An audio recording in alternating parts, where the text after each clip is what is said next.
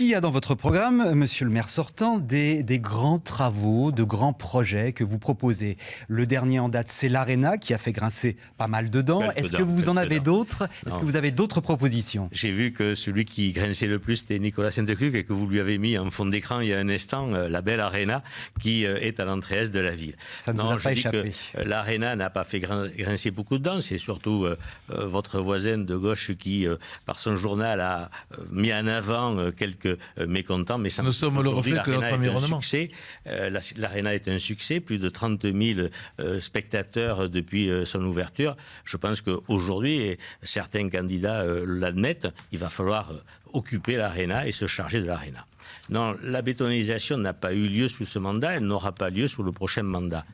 Simplement, ce qui est proposé comme élément phare de ce programme, c'est de faire entrer la nature dans la ville un peu plus que ce qu'elle est. On a un magnifique ruban bleu, c'est une image bien entendu avec le canal de la Robine, et il faut mettre autour de celle-ci de la verdure pour qu'elle irrigue en ville et que l'ensemble des Narbonnais, comme dans les quartiers périphériques, trouvent dans ce centre-ville ce qu'ils attendent, des espaces qui ne soient plus avec beaucoup de ciment ou de béton, mais au contraire avec des possibilités de laisser pousser des arbres ou des bacs à fleurs. Je pense que le Narbonne de demain verra les Narbonnais plus occuper l'espace public avec un partage à travers des jardinières où on trouvera des potagers ou autres.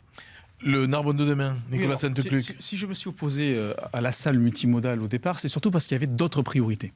Et il y a effectivement beaucoup de priorités, notamment réhabiliter les trottoirs, les rues dans tous les quartiers, notamment faire une école à Montplaisir, créer une cuisine centrale aussi pour que nos seniors et nos enfants mangent mieux, plus équilibré, réhabiliter Narbonne-Plage, Narbonne-Plage, qui par exemple, le boulevard Méditerranée qui a été complètement délaissé. Lorsque vous allez voir les habitants de Narbonne-Plage, il y a vraiment un sentiment réel d'abandon. Vous avez été laissé aussi. Par exemple aussi, rénover le parc des sports et de l'amitié, rénover aussi le palais du travail, c'est aussi réaménager effectivement les berges de la Robine et accueillir le Narbouvia. Rien n'a été fait jusqu'à présent, alors que nous avons une région qui a investi 50 millions d'euros. Alors c'est vrai, avec 30 millions d'euros, c'est ce qu'a coûté la salle, nous aurions pu effectivement faire tout ça. Mais non, même pas une nous aurions pu faire tout ça. Le problème, c'est que effectivement, Monsieur Mouly n'a pas par contre envisagé une chose, c'est qu'aujourd'hui déjà l'Arena pose une grosse difficulté au niveau du parking. Et donc Narbonne en commun, une grosse difficulté parce que vous allez avoir au niveau du quartier Est. Monsieur Mouly, s'il vous plaît, soyez un peu démocratique. On va opposer la réponse. Je peux aller au bout de ma réponse. C'est un sujet sensible. Est-ce que je peux aller au bout de ma réponse et ne pas faire le conseil municipal où M. Mouly coupe les micros? Non, je ne coupe rien du tout, je ne vous ai jamais coupé quoi que ce soit. Je peux continuer? Donc, rapidement. Voilà, donc en fait, il va y avoir dans ce quartier Est 900 logements de plus.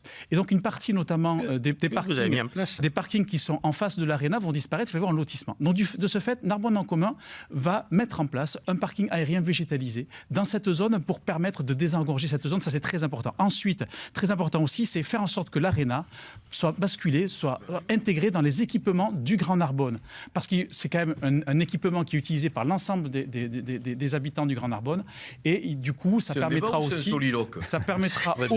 de ce fait... Ça n'a pas l'air d'être un débat avec Nicolas. C'est pas comme ça la vie avec lui.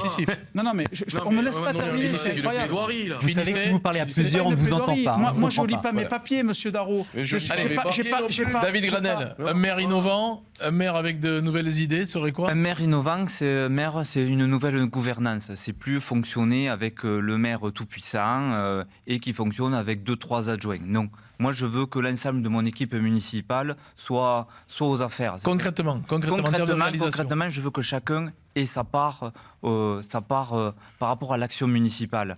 Je veux qu'effectivement, par rapport au projet structurant, c'est quoi un projet structurant? On parle de rénovation, moi c'est l'investissement. C'est l'investissement dans l'avenir. C'est développer les zones. Et moi, le projet phare que je porte, c'est avoir une maîtrise foncière pour développer des centres de formation et un campus universitaire. Parce que développer la formation, c'est former les Narbonnaises et les Narbonnais qui souffrent d'un manque de compétences pour certains, et aussi faire revenir des savoirs de l'extérieur et des personnes qui s'installent à Narbonne, qui créent leurs entreprises et qui créent de l'emploi.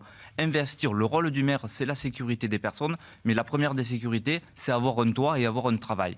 Et donc, du coup, moi, le campus c'est universitaire, le campus, ça a sa compétence. c'est l'agglomération, mais la ville.